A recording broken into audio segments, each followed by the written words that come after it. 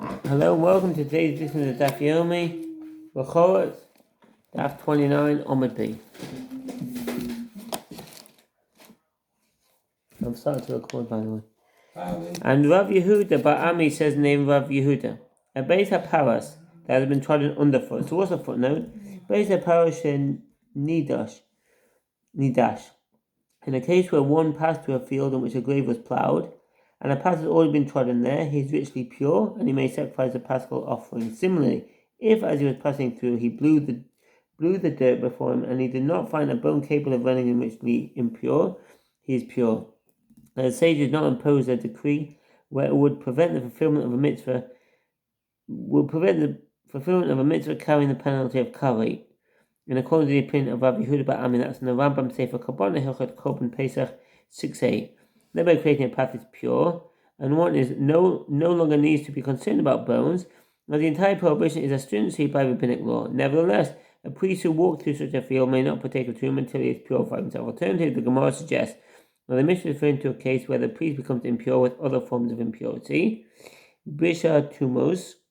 It is permitted for a priest to become impure with any type of impurity except for that which is imparted by contact with a corpse. And that's in Rambam Sefer Tahara, Hilchot Tumas Ochelin 16:9. With regard to which priests are not admonished, a priest is prohibited from becoming impure only through contact with a corpse.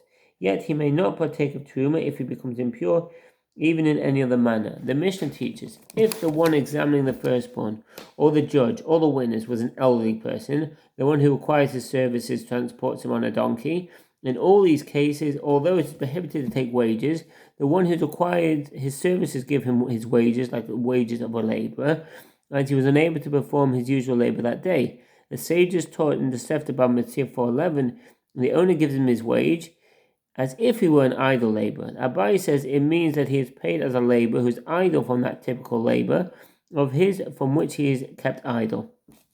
So what's the footnote? If a judge receives a wage to judge, all his judgments are nullified unless it is known that he did not receive money for that specific case. It is permitted for him to receive a wage in lieu of lost earnings on the condition that it is clear that he has taken only that amount, e.g., he has a certain employment for which he receives a wage, and he asks the litigants to each pay him half the amount that he is by judging instead of working. He may not do so if he has no definite employment. Therefore, he may not say to the litigants, perhaps I will be able to make a certain amount of money by trading, and ask them to pay this amount. Halach is based on the Gemara in Ketubot 105a. Furthermore, this applies only if he set the amount with the litigants before he heard the case. If he did not set the amount, he may claim only the wage of an idle labourer. And that's in the Rambam Sefer Shoftim Hilchot Sanhedrin 23:5, Shulchan Aruch Choshen Mishpat 9:5. See the smart and the Pithi Teshuvah there. And what's the other footnote? The assessment is based on an evaluation of those who work in the same regular occupation as the one who is called upon to serve as a judge, witness, or examiner of the firstborn. How much would those in that same occupation be prepared to accept for taking a break from their work to provide that service? Says Rashi. Some commentators question this explanation, as this would mean that he is effectively receiving payment for providing that service. Instead, they maintain that the assessment is based on how much a worker in the same occupation would accept to sit idle. According to others, it is the amount a worker would accept to work at a time when he does not usually work, or when there is no work available for him. And see the Tosfot here, side Nubain Hananel, and Tosfot and Bava Metzia 31b. See also the Rif and the Mahamot Hashem on Bava Metzia 68b. In other words, he must receive the same amount a person would be willing to accept if he refrained from his current occupation and engaged in the actions discussed in the Mishnah. This calculation accounts for both the degree of difficulty of his steady employment and the amount of his remuneration. Mishnah. Hechashud es habechoros. In the case of one who is suspect with regard to firstborn animals, if one is suspected of selling firstborn animals as non-sacred meat, others may not even purchase their meat from him, as it is similar to the meat of calves. Furthermore, one may not buy untanned hides from him, even of female animals, lest he cut off the male sexual organ and claim that the hide is of a female. One may not purchase wool from him, even if it has been bleached. One may purchase spun wool and felt from him. It is also permitted to purchase tanned hides from him, as it is assumed that he would not expend the effort to tan hides of firstborn animals that might be confiscated from him by the court. The Rambam says, Bekhorot 311:1. Animals of slaughtering them and selling them meat, which is prohibited to do so. One may neither purchase meat from him. What's the footnote? Hechashud al habachos ein lochin mimenu. This cannot be referring to one who is suspected of slaughtering or blemishing firstborn animals and selling the meat as non-sacred. It is obvious that one may not purchase from such a person, since it is prohibited to derive any benefit from sanctified animals that were slaughtered outside the temple. Similarly, it cannot be referring to one who slaughters a blemished firstborn without a ruling from an expert, since the sages ruled that the carcass of such an animal must be buried and is prohibited to derive benefit from it. See 28a and 37a. Rashi explains that the Mishnah is referring to a priest who is suspected of inflicting a blemish upon a firstborn animal and then slaughtering it and selling the meat. See 36a to b. The sages penalize a priest who inflicts the blemish upon a firstborn, thereby transgressing a prohibition by Torah. See 33b. By ruling that it is prohibited to eat or sell the animal, just as it was prohibited for him to slaughter the animal on account of this blemish. And that's in Amarat Halgazi.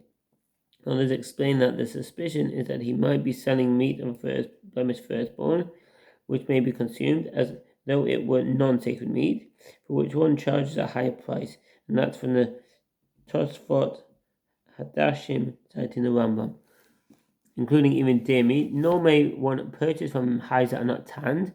Rabbi Eliezer says one may purchase hides of female animals from him, as halacha of firstborn animals are in effect only with regard to males. And one may not purchase bleached. What does that mean? Bleached or dirty wool from him. Semer melubon, bleached wool. The process of cleaning rough wool differs from that of cleaning plant fibers.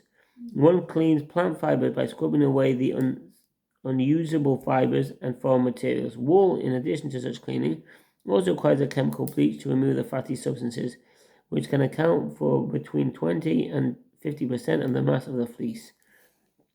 But one may purchase spun wool from him, and all the more so may one purchase garments from him. So what's the footnote? Tivi, spun thread. Spinning turns plant or animal fibers into thread. First, the material must be cleaned and bunched into cords, after which it is twisted and stretched. The number of fibers are reduced and it is stretched into a single strand. This process creates threads that can then be woven into garments.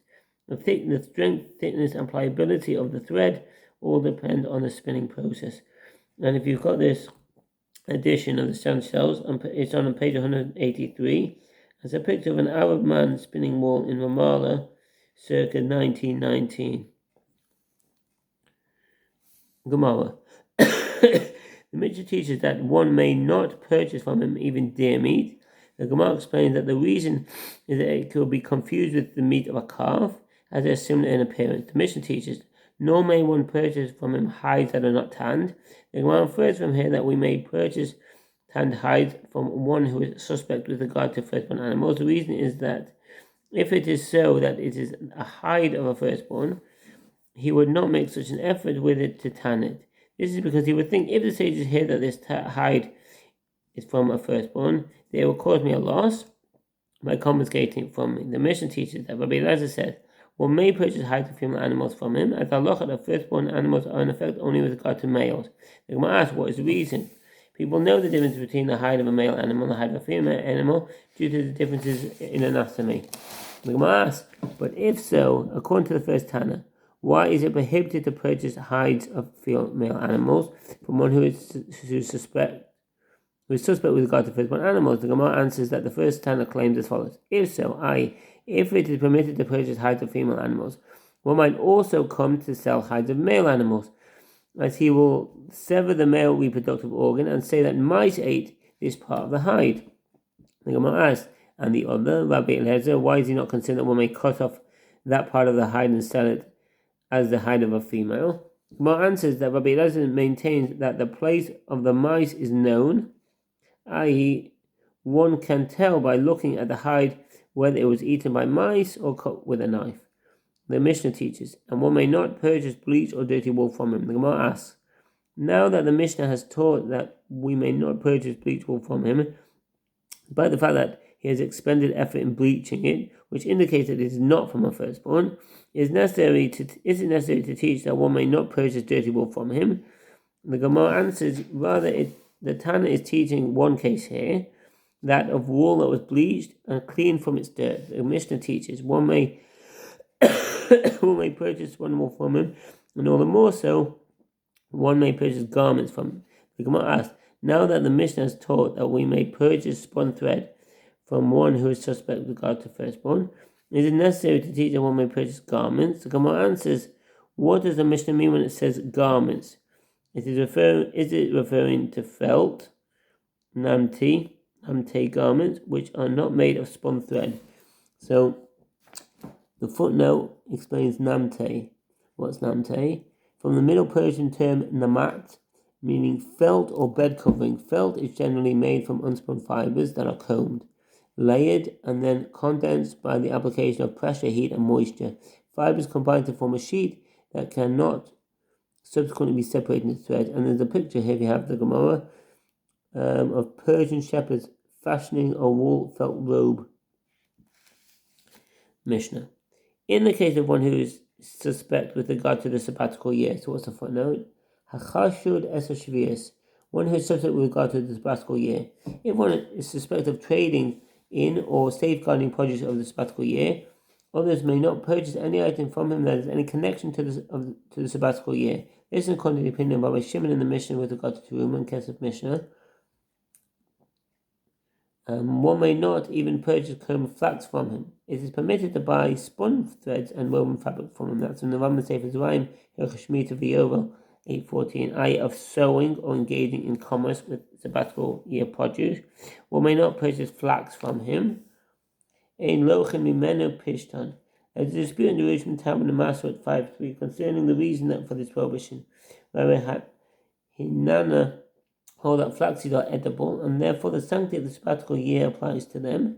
Rabbi Mana maintains that the sage institutes a penalty, as explained by Rabbi Hud in the next Mishnah, that one may not purchase even salt or water from one who is suspect with regard to produce of the sabbatical year.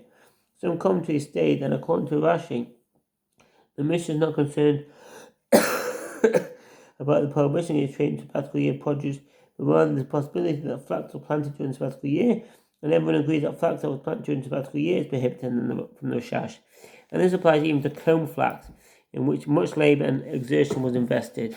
One may purchase spun thread and woven fabric from such individuals. The Gemara asks, now that the Mishnah has taught that we may purchase spun thread from one who is suspect with regard to the sabbatical year, it is necessary to teach the case of woven fabric. The Gemara answers, what does the Mishnah mean when it says woven? It means wool woven into chains, which is not spun. The Mishnah. In the case of one who is suspect with regard to telling teruma, so what's the footnote? Whenever the term teruma appears without qualification, it's referring to teruma gadol, the great teruma. The Torah commands that the first fruit of your grain and of your wine and of your oil be given to a priest. Deuteronomy 18:4. See also Numbers 18:12. The sages extended the scope of this mitzvah to include all produce. This mitzvah applies only in Eretz Yisrael. After the first fruit has been separated, a certain portion of the produce must be separated for priests. Until it does not specify the amount of teruma that must be separated, one may theoretically fulfill the obligation by separating even a single kernel of grain from an entire crop. However, the sage instituted a recommended measure: 1/40 the produce for a generous gift, 1/50th for an average gift, and 1/60th for a miserly gift. One may not separate the other types before separating teruma. Teruma is sacred and may only be eaten by a priest and is held while they are in a state of ritual purity. See Leviticus 22:9-15. If teruma becomes ritually impure, it may no longer be eaten, it must be burned. Nevertheless, it remains the property of the priest, and he may get benefit from its burning. Today, teruma is not given to the priest, as they can provide no definite proof of their priestly lineage. Nevertheless, the obligation to separate teruma remains. In practice, only a minuscule portion of the produce is separated under the guise of non-sacred produce. So what's a footnote? If one is suspected of selling teruma as non-sacred produce, Others may not purchase any food from him in any way that's connected to him, e.g. fish innards that are mixed with olive oil. It is permitted to purchase produce from the storehouse of one who is suspect with regard to teruma, and to be reluctant to mix his teruma with the rest of his produce, lest the entire lot be confiscated from him. This ruling is based on the Gemara and Avodah Zarah 39b, and the Sefer Zerayim Hilchot Maaseh 12:16 in case of Mishnah there. And what's the other footnote? If teruma is sold at a higher price of non-sacred produce, the purchaser will not treat it in a proper manner and might come to eat it in a state of impurity. One may not purchase even salt and water and salt from him. In the statement of Rabbi Yehuda, Rabbi Shimon says one may not purchase from him any item that has relevance to teruma and tithes. However, one may purchase water and salt from him, as teruma and tithes do not apply to them. The Gemara asks, what is added by Rabbi Shimon's statement that one may not purchase any item that has relevance to teruma and tithe from one who is suspect with regard to selling tithes? The Gemara answers, Rabbi Shimon's statement serves to add fresh fish innards to this prohibition, as people mix olive oil with them, and it might be oil of teruma. The Gemara relates, there was a certain butcher who was suspected of selling fat of the kidney adjunct to the thigh, which had been in place of the fat of the intestine. So that moved on to the next onward. Thank you for listening. Wish you all the best. Chag Sameach and peace in Israel very soon. Take care. Bye.